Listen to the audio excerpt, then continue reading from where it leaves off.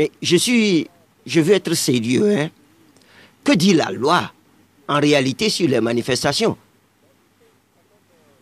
Je veux que les auditeurs comprennent que nous sommes dans un régime de déclaration et non dans un régime d'autorisation. C'est clair. Et que dit la loi? La loi dit que ceux qui veulent manifester, un droit constitutionnel hein, qui est au-dessus, vous savez, et nous mélangeons les choses au Togo. Alors, ceux qui veulent manifester informent le gouvernement qu'ils veulent manifester et la loi dit, vous donnez l'itinéraire de votre manifestation. Si c'est une marche pacifique, vous donnez les itinéraires et vous faites tout ce qu'il faut pour que l'autorité comprenne ce que vous voulez faire. Et l'autorité met à votre disposition les forces de sécurité pour vous accompagner.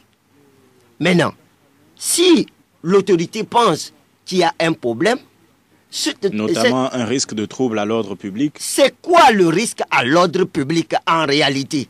C'est quoi le risque à l'ordre public? Si on me donne l'autorisation, la loi me permet, je ne parle pas si la loi m'autorise à manifester, une manifestation dans la rue déjà, c'est quoi?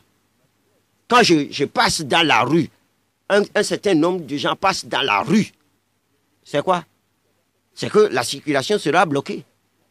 Est-ce que c'est un trouble à l'ordre public? Non. La loi l'a prévu. La loi prévoit cela. Donc, et quand les autorités togolaises parlent de troubles à l'ordre public, ils utilisent ce concept-là à tort et à travers. Savez-vous, qui veut noyer son chien l'accuse de rage. Donc, vos manifestations, à votre avis, ne troublent en rien l'ordre public et les itinéraires que vous avez choisis doivent être ceux acceptés par les autorités? Oui.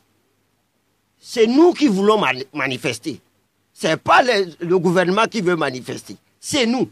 Et la loi a bien prévu que si les autorités trouvent un empêchement, ils convoquent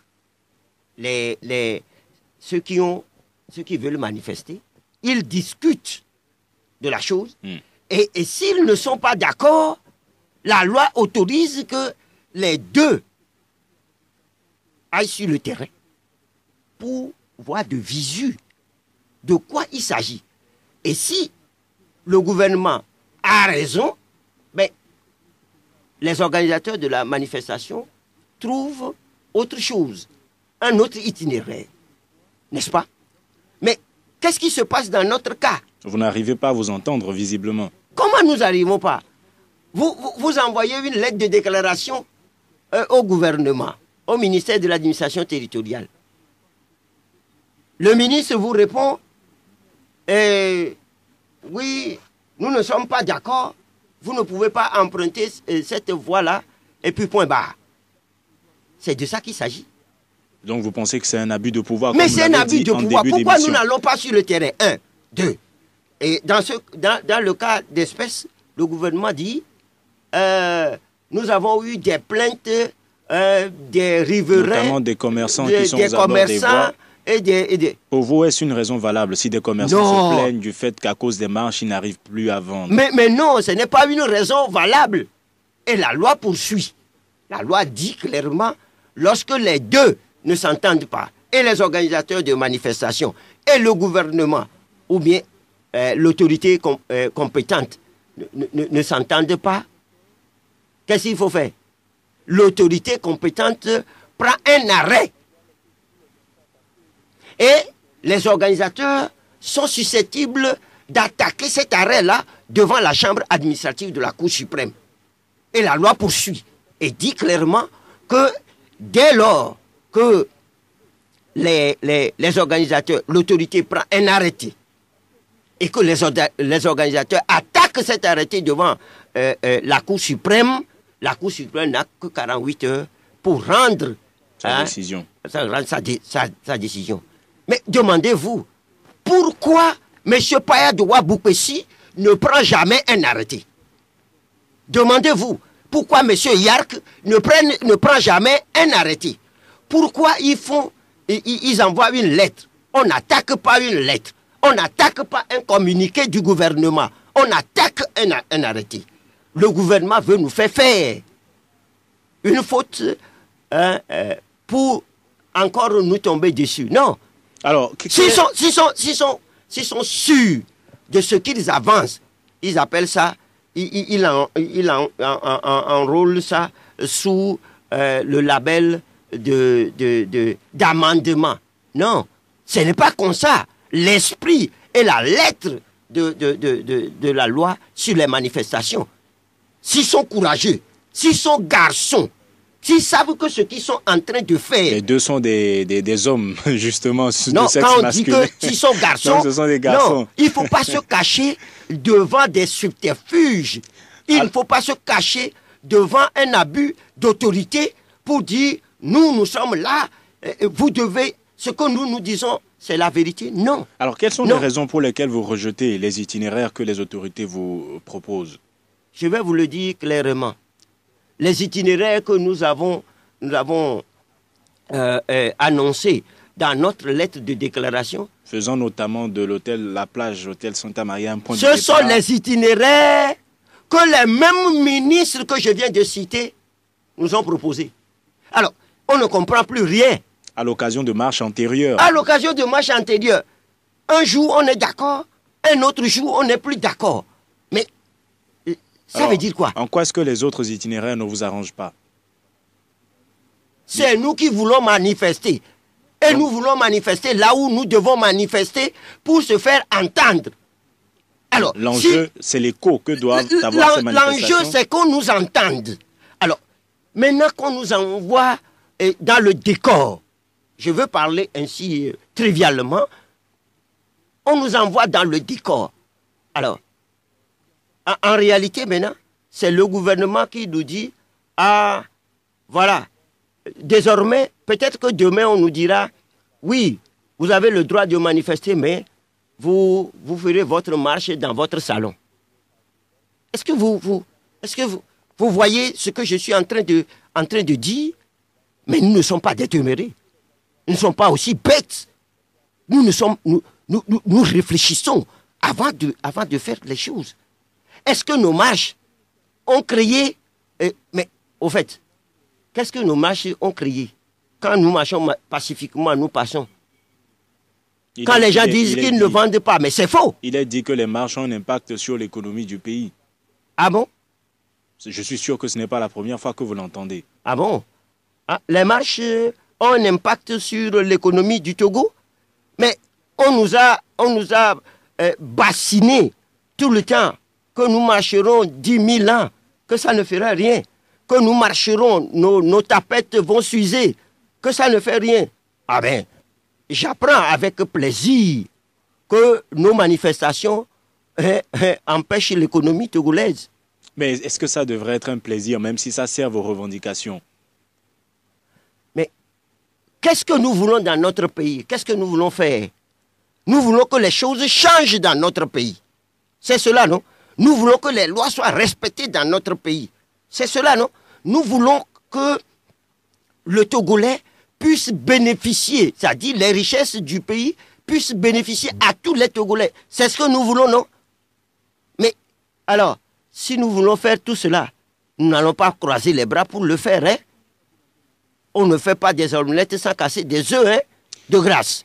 Alors, la minorité, qui accapare les richesses du pays, doivent savoir que nous autres aussi, la majorité qui est poussée dans les égouts, et cette majorité-là aussi veut respirer dans son propre pays. Si vous nous rejoignez à l'instant, nous vous rappelons que vous écoutez Nana FM. Nous sommes dans le débat aujourd'hui avec Francis Pedro Amouzou, membre du bureau national de l'ANC, parti membre de la coalition, en train de nous interroger. L'issue de la crise politique que traverse le Togo peut-elle être encore influencée par les marches de protestation? Et vous, auditeurs, pourrez dans 5 minutes participer à ce débat en composant le 22 52 47 79 ou le 91 09 71 71. Vos réactions sont également attendues sur la page Facebook de Nana FM. Venons-en maintenant au fond du sujet. Est-ce que les marches telles qu'organisées depuis quelques semaines peuvent encore influencer l'issue de cette crise? Vous-même pourrez faire facilement une comparaison entre ce qu'elles sont aujourd'hui et ce qu'elles étaient durant les derniers mois de l'an 2017. Mais, M. Afanou, vous répondez à votre question vous-même. Je n'en suis pas sûr. Bon, je vais éclairer votre lanterne. Je vous écoute. Si les marches n'ont pas d'impact, alors pourquoi on les interdit? Pourquoi le gouvernement s'échine à annihiler toute manifestation dans le pays? C'est de ce constat même que naît l'interrogation. Si les marches se sont transformées en course-poursuite avec des agressions que vous avez dénoncées sur un certain nombre de responsables politiques, est-ce que dans cette mesure, elles servent toujours... Est-ce que les autorités togolaises ont le droit d'envoyer la soldatesse tirer sur des manifestants pacifiques? La question doit être à ce niveau-là. La course-poursuite qu'il a fait, qui envoie des militaires pour, comment on dit ça, régenter une marche pacifique. Les militaires, par essence, sont dans les casernes. Par essence, ils sont dans les casernes. Les militaires ne sortent que si la nation est en danger, c'est-à-dire attaqué par l'étranger. Mais que viennent chercher les militaires dans la conduite ou, comment ils disent ça, la sécurisation des manifestations pacifiques dans un pays? Alors,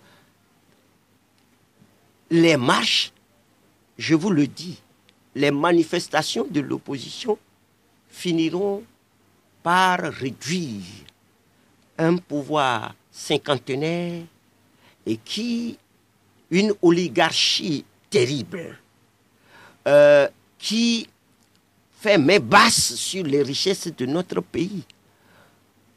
Que 1000 tombent à tes côtés, que 10 000... Ah, vous citez la Bible. À ta droite, rien. Absolument rien ne te touchera. Donc vous... Parce que toi, tu as le Seigneur pour refuge. Ce que l'opposition togolaise fait, en l'occurrence, ce que la coalition des 14 partis fait aujourd'hui, je vous assure, finira par porter ses fruits. Donc les marches de protestation restent votre profession de foi, vous y croyez? Mais c'est ce que la loi nous confère. C'est ce que la loi nous a donné. Quand vous n'êtes pas d'accord, vous manifestez. C'est pour ça que dans la constitution de la République togolaise, je veux bien dire, la constitution originelle de 1992, votée par le peuple togolais le 27 septembre 1992 et promulguée par le chef d'État d'alors, c'est-à-dire M. Eyadema, Gnassingbé Eyadema, promulguée le 14 octobre 1992, cette constitution consacre le droit à manifester, le droit de manifester. Je parle là de Français. Hein. Donc, c'est clair et c'est net que quand un peuple n'est pas d'accord, ce peuple manifeste. Malheureusement, dans notre pays, les manifestations sont, comme vous venez de le dire, M. Afanou, une course-poursuite. Des têtes cassées, des bras cassés. On tire même sur des institutions. Je n'ai jamais vu ça nulle part qu'au Togo. C'est de cela. On a tiré à bout portant sur le chef de file de l'opposition. On a tiré à bout portant. Des gaz lacrymogènes? Non. On a tiré à bout portant. À balles réelles? Monsieur Afanou. C'est sur la base des rapports que vous aviez eu à faire quelques instants après les faits. Dans un premier temps, c'est des gaz lacrymogènes. Et lisez sur une boîte de gaz lacrymogène, c'est bien inscrit que ça peut tuer. C'est-à-dire, lorsqu'on lance un gaz lacrymogène dans une enceinte clos, un endroit clos, et si vous me le permettez, un endroit clos, eh bien, vous pouvez suffoquer. Et en suffoquant, vous pouvez mourir. Donc, ce sont Mais à bout portant, lorsqu'on tire une grenade lacrymogène à 200 mètres sur vous, vous mourrez. Vous mourrez tout de suite. Malheureusement, je ne suis pas un expert militaire pour en avoir. Maintenant, à part les gaz lacrymogènes, les grenades lacrymogènes qu'on tire sur nous à bout portant, on tire également des balles en caoutchouc, ce que communément les gens appellent balles blanches. Et puis, par le passé, on a tiré des balles réelles. Ce n'est pas pour le plaisir qu'on tire des balles, parce que la première balle en caoutchouc qui a ricoché sur le pare-brise arrière du véhicule de M. Jean-Pierre Fabre, c'est quand même une balle. Alors, est-ce que les mêmes scènes ne risquent pas de se produire à partir de demain, vu que les itinéraires continuent d'être un sujet de désaccord?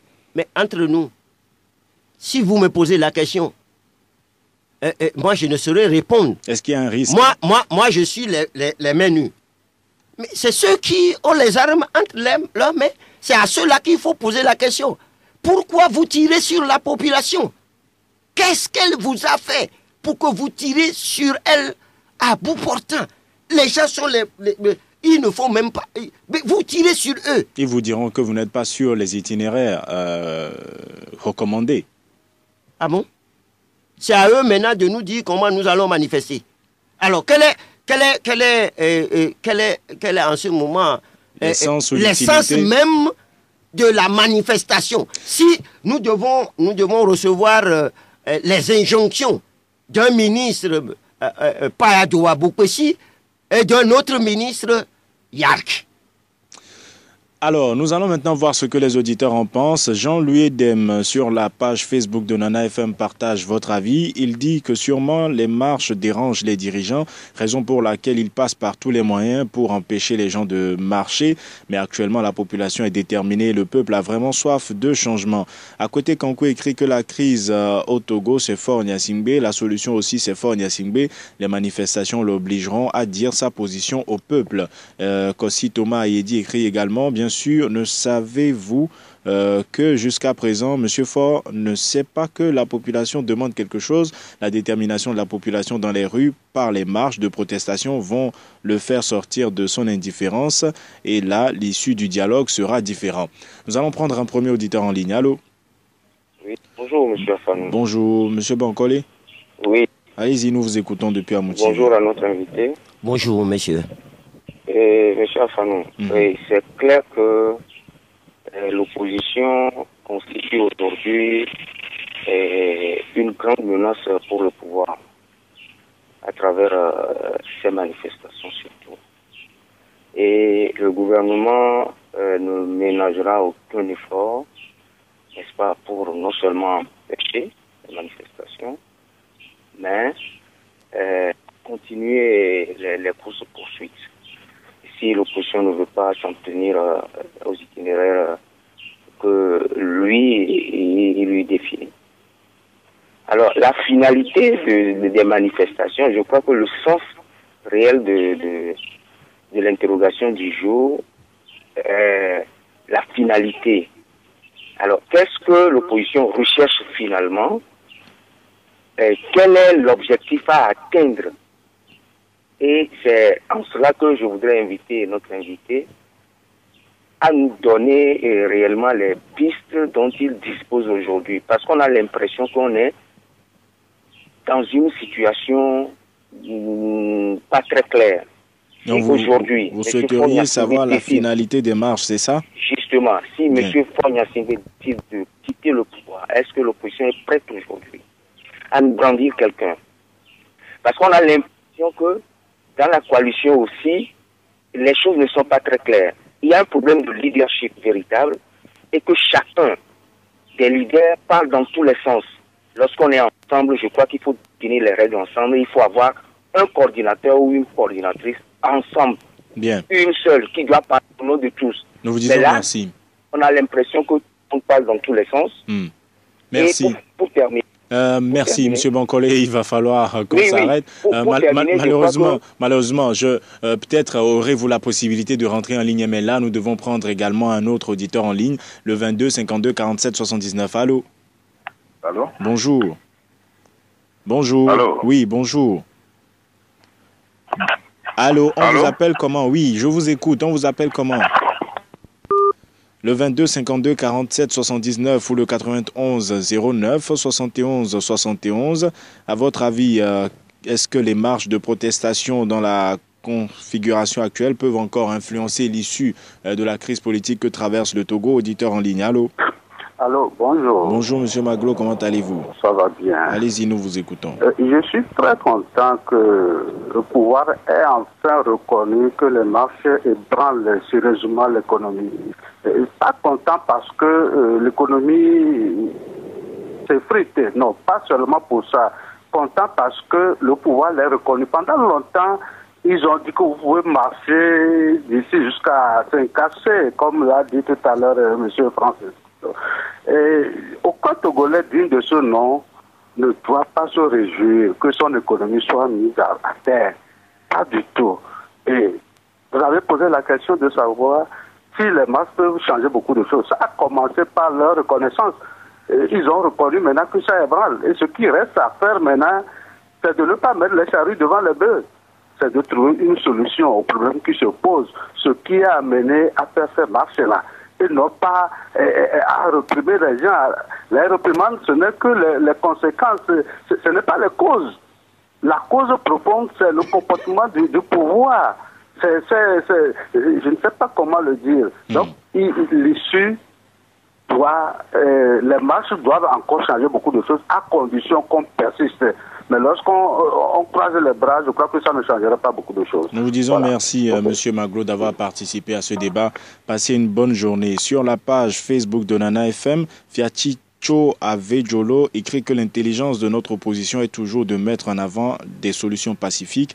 Malheureusement, l'autre camp est conscient qu'il ne vaut pas grand-chose sans la violence, le dilatoire, les mensonges, les duperies. Joseph Ajavon écrit que c'est parce que les marches influent positivement dans le sens de l'alternance en 2020 au sommet de l'État. C'est pour cela que le gouvernement cherche à les empêcher. Alors, Francis Pedro Amouzou, M. Bancolé vous demande, il reconnaît l'utilité des marches et leur importance à la configuration actuelle, mais il vous demande quelle est leur finalité, quel est le but que vous poursuivez en organisant les marches et le fonctionnement de la coalition même, il dit qu'il n'est pas très clair. Non, M. Bancolé le sait. Quelle est la finalité de nos manifestations? Première finalité, ramener la Constitution de 1992 dans sa version originelle. Avec, en aucun cas, nul ne peut faire plus de 2 mandats. Ça, c'est la première finalité. La seconde finalité, c'est arriver à asseoir dans notre pays un cadre électoral propice à la démocratie, propice à l'alternance, un cadre électoral qui permet réellement des élections transparentes, équitables, acceptables par tout le monde dans notre pays. Troisième finalité, arriver, c'est-à-dire permettre au peuple togolais de bénéficier enfin des richesses que Dame Nature lui a données. C'est tout. Il y a 3 choses, 3 objectifs fondamentaux pour nos manifestations. C'est de cela qu'il s'agit. Maintenant, je profite pour dire à M. Bankole que la coalition, c'est vrai, la coalition des 14 partis n'est pas devenue un parti politique. C'est un regroupement de partis politiques pour des objectifs précis que je viens de citer tout à l'heure. Chaque parti a le devoir de s'exercer dans le pays. Mais écoutez, si les partis ne fonctionnent plus, la coalition ne fonctionnera plus. Il faut que les partis travaillent sur le terrain. Les partis, avec leur démembrement, fonctionnent normalement pour renforcer la coalition. Donc il n'y a pas de souci en fait. Non, il n'y a aucun souci. Lorsque les gens parlent de leadership, non. Il dit que c'est parce qu'on a l'impression que tout le monde parle un peu dans tous les sens. Non, ce n'est pas cela. Ce n'est pas cela. Regardez, je donne un exemple banal. Hein. La loi fait de M. Jean-Pierre Fabre le chef de file de l'opposition. Une institution. Mais est-ce que nous devons banaliser cela? Non, nous ne pouvons pas banaliser cela. Si demain, nous disons que ceux qui sont au pouvoir ne respectent pas la loi, et nous-mêmes nous violons la loi, nous qui les tensons tout le temps, nous-mêmes nous violons la loi, ce n'est pas vrai. Ce n'est pas sérieux de notre part. Alors, mais regardez très bien, lorsque nous faisons nos conférences de presse, c'est Mme Adjamago, la coordonnatrice, qui est devant. N'est-ce pas?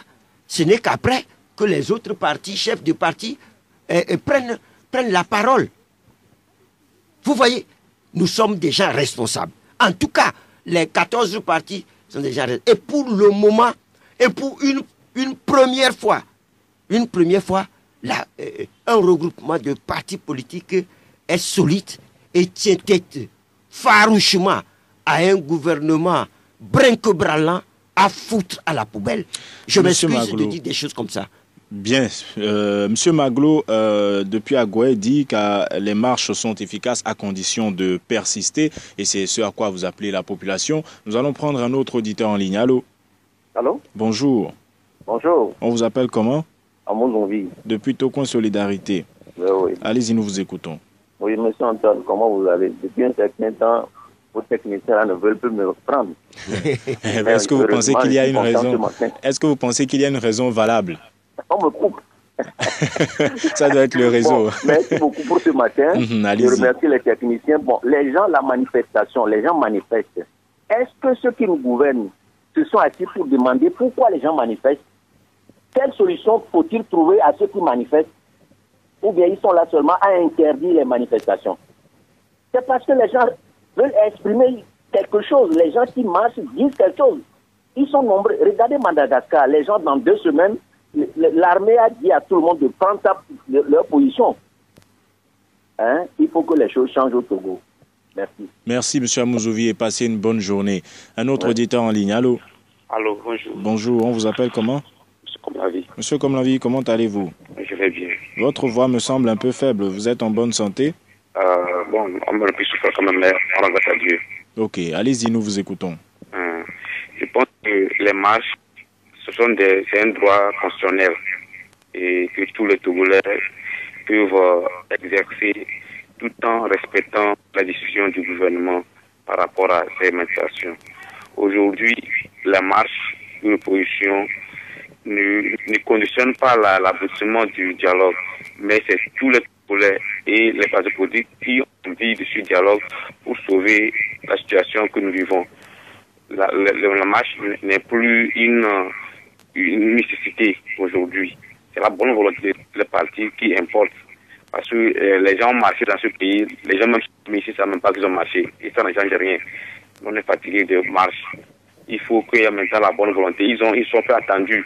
Maintenant, c'est le temps de décision, le temps de s'asseoir et pour décider de l'avenir de ce pays. Et vous dites la bonne volonté des 2 partis? Oui. Pour la marche du pays. Sinon, marcher, on peut même. Ils ont marché 10 ans. Ça va changer. Pour aider Francis Pedro à mieux vous répondre, la bonne volonté pour vous des 2 partis, prenez les partis l'une après l'autre et dites-nous ce qu'elles doivent faire. Togo, aujourd'hui, il semble que la constitution que nous avons, il y a des manquements. On veut faire les réformes pour limiter nos mandats qui n'étaient pas limités, faire les 2 tours qui n'étaient pas là, et revoir le cadre électoral. Maintenant, les deux parties, devant tous les 3 points, normalement, tout le monde doit être d'accord. Pourquoi on revoit la situation, le cadre électoral, limiter les mandats et aller soumettre ça pour décider qui va diriger le pays. Ce n'est pas à un politique ou bien soumettre cela au peuple, c'est-à-dire à travers un référendum? Non, on peut le faire. Non. Si eux-mêmes, les députés acceptent de le valider à l'Assemblée, ça passe et ça va réduire les coûts. Oui, mais je n'ai pas décelé la bonne volonté en fonction des partis, parce qu'aujourd'hui, les 2 partis, vous le savez, estiment avoir raison et chacune des 2 parties campe sur sa position. À votre avis, quel est l'effort qui doit être fait par l'opposition, l'effort qui doit être fait par le parti au pouvoir? Je pense que le blocage, aujourd'hui, c'est le chef de l'État qu'on vise dans ce dialogue. Je pense que le chef de l'État est un Togolais, comme toutes les personnes, tous les Togolais. Donc, je pense qu'on doit faire les réformes sans tenir compte du chef de l'État, parce que lui aussi fait partie de la population. Ça, c'est l'effort que doit faire l'opposition. Les 2 parties. Les 2 parties. Bien, ce n'est pas très clair, mais j'ai passé beaucoup de temps avec vous. Il va falloir qu'on arrête. Merci, Monsieur Komlanvi, d'avoir participé à ce débat. Encore un auditeur en ligne et Monsieur Amouzou réagira. Allô? C'est M. Ali Baba. Ali Baba, comment est-ce que vous allez? Ça va bien. À votre avis, est-ce que les marches auront encore à influencer l'issue de la crise actuelle? Monsieur Afadi, comme mon professeur vient de parler, la marche ne peut jamais régler ce problème. Le dernier communiqué de la CEDEAO, qu'est-ce que la CEDEAO a dit? La réforme conditionnelle à l'État, à la démocratie, à l'État de droit. La CEDEAO n'a pas dit de ramener comme ça 92 le départ du Pognacinda en 2020. Donc, il faut que le français là, nous tous on a été à l'école. Le petit qui est là-bas là, ce que la CEDEAO a dit, s'ils ont refusé, c'est ça. Ça fait leur affaire. Alors, Ali Baba, ça c'est le point de vue de la CEDEAO. Vous, en tant que Togolais, qu'est-ce que vous souhaitez? Nous souhaitons que nous avons l'habitude de dire ça. Son patron était venu ici, il dit plus bien quoi là. Je leur ai dit non. Ils n'ont qu'à voir les réformes, pour voir les réformes pour le cadre électoral comme recommandé par la francophonie, pour que la population doit se faire voir aux urnes. C'est pas tout le temps sur la route. Prenons, ils disent que la Constitution ont le droit. Le même Constitution, ça a recommandé l'autorité. Les dictateurs, les riverains ont porté plainte. Au niveau des bains, ils n'ont pas porté plainte. Donc ils veulent la marche, ils n'ont qu'à marcher là-bas. Mais vous, Ali Baba, vous n'avez pas le registre des plaintes non plus, hein. Vous ne pouvez pas savoir les quartiers dans lesquels... Non, les gens sont venus me plaindre sur la route d'Agoué, vers Kaveli, on a là, Gidolé, tout ça, les gens se plaignent. Nous vous disons merci. Merci Ali Baba d'avoir participé à ce débat. Passez une bonne journée. Alors, Monsieur Amouzouvi se demande, est-ce que les dirigeants se sont assis pour répondre à la question de savoir pourquoi les gens manifestent et leur trouver une solution? Est-ce que vous pensez qu'il est dans la bonne logique? Mais M. Amouzouvi a raison. Lorsque vous êtes... je vais prendre un exemple banal. Hein. Lorsque vous êtes un chef de famille et que dans votre maison, vous avez plusieurs enfants et il y a certains de ces enfants-là qui crient tout le temps. Si vous êtes un bon chef de famille, vous devez vous poser la question, mais pourquoi cet enfant-là crie tout le temps? Pourquoi? Et chercher la solution à son problème. Mais si vous ne le faites pas, vous aurez toujours du bruit dans la maison. Hein. C'est aussi clair comme de l'eau de roche. Hein. Monsieur Komlanvi, donc, clairement et nettement, le gouvernement fait la sourde oreille. Mais il finira par arriver. Parce qu'il y aura un moment où ils ne pourront plus rien. Même les armes qu'ils envoient tirer sur nous ne pourront plus rien. Il arrivera à coup sûr. Ça vient. Et je dis au peuple togolais que ça vient. Il arrivera à un moment, on dira aux militaires, allez tirer sur la population, nous sommes fatigués. Ils diront aux policiers, allez les tabasser. Ils diront, nous sommes fatigués. Le moment vient. Ça vient. Et ça va venir. Monsieur Komlanvi dit que manifester, c'est un droit constitutionnel, mais cela doit se faire dans le respect des décisions des autorités. Et il dit que les marches ne conditionnent plus l'aboutissement du dialogue, mais il faut de la bonne volonté des deux parties. Monsieur Komlanvi ignore la loi. Je le renvoie à lire la loi. Les autorités ne décident pas des manifestations. Il y a une loi qui est claire. Je ne vais pas épiloguer là-dessus. Mais il parle de bonne volonté. De quelle bonne volonté il parle? Il est arrivé finalement à dire qu'on ne se focalise pas sur la personne du chef de l'État, mais qu'on fasse les réformes. Mais qui se focalise sur M. Faure Gnassingbé? Personne. Sinon, le RPT uni se focalise. Mais souvenez-vous, depuis 2012, et je vais faire, c'est pas une digression, hein, mais je vais dire ceci. Lorsqu'il s'est agi de faire des réformes constitutionnelles à l'Assemblée nationale, et que le RPT uni a dit il faut mettre le compteur à 0, il faudrait que notre champion soit candidat. Le groupe parlementaire ANC a dit non, faisons les lois. Oublions les individus, faisons la Constitution est d'ordre général. Faisons les lois. Et maintenant, renvoyons les questions de candidature à la Cour constitutionnelle. Mais qu'est-ce qu'on n'a pas dit dans ce pays? Tout le monde est tombé sur le groupe parlementaire ANC et son président. On les a traités de tous les noms d'oiseaux. Nous en sommes là aujourd'hui. 6 ans ou 7 ans après. Nous en sommes là, aujourd'hui. On nous dit, il faut faire ceci, oublions ceci. Au dialogue, qui a amené la question de Faure Gnassingbé au dialogue? C'est le RPT uni. Ils l'ont dit clairement. Est-ce que leur champion sera candidat? Et on a dit, mais on veut faire une loi pour le pays. Pourquoi vous ramenez un individu? Certes, M. Faure Gnassingbé est un Togolais, comme moi et comme vous, M. Afanou. Mais, en 2005, est-ce que M. Faure Gnassingbé nous a regardé que nous sommes des Togolais avant de faire un coup d'État? Il nous a regardé. Donc demain... Il nous a regardé quand il volait les élections. Vous appelez les Togolais à manifester sur la base des itinéraires que vous avez retenus. Exact.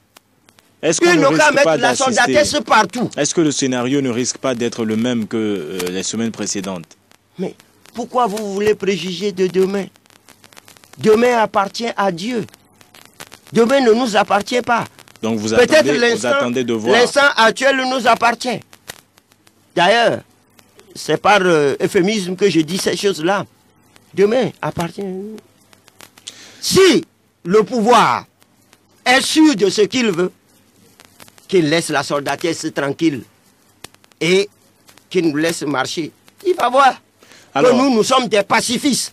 Nous approchons de la fin de cette émission. En fin de semaine dernière, Nicolas Lawson a adressé un courrier à la coalition lui demandant de s'ouvrir à d'autres partis, aux associations de la diaspora et organisations de la société civile. Que pensez-vous de cet appel qu'il vous lance? Écoutez, j'ai lu sur les réseaux sociaux.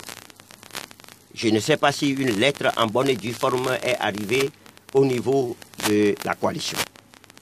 Ça, cela détient. Il y a, on peut dire, la coalition, elle est ouverte. Elle est ouverte.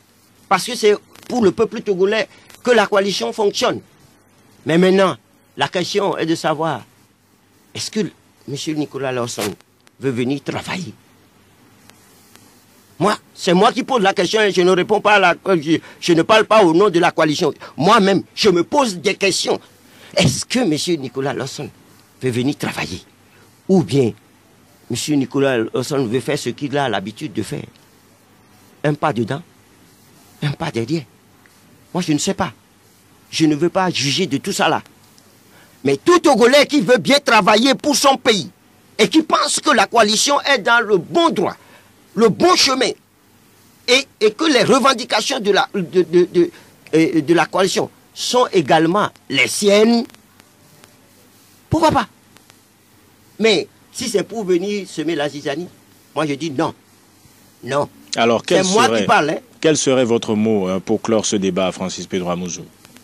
Je voudrais dire au peuple togolais que rien ne vous trouble, que rien ne vous effraie. Qui a Dieu ne manque de rien. Dieu seul suffit. C'est-à-dire, n'ayez pas peur, comme l'a dit le pape Jean-Paul II. N'ayez pas peur de la soldatesse. N'ayez pas peur des militaires togolais, ils sont togolais comme nous. N'ayez pas peur des policiers, des gendarmes togolais, ils sont des togolais comme nous. N'ayez pas peur d'eux. Oui, eux ils peuvent tirer. Ils vont tirer aujourd'hui, ils vont tirer demain, ils vont peut-être tirer après-demain. Mais il y aura un jour, ils ne tireront plus. Merci. Parce que, je veux encore citer Seydou Badian, vous aurez de la richesse. Un jour, on vous dira que ça ne vous sert à rien, cette richesse-là. Vous aurez de la puissance. Mais un bon jour, on vous dira que votre puissance ne vous sert à rien. Et je termine par ceci. Attirer trop sur la corde, elle se casse. Merci Francis Pedro Amouzou d'avoir accepté notre invitation. Je rappelle que vous êtes membre du bureau national de l'Alliance nationale pour le changement ANC, parti membre de la coalition. Ce débat ainsi s'achève. Merci à vos auditeurs de l'avoir suivi. Stan Teko était à la mise en onde. Je m'appelle Antoine Afano et vous retrouvez dans quelques instants Sandra Anthony pour les avis communiqués. Très bonne journée à vous.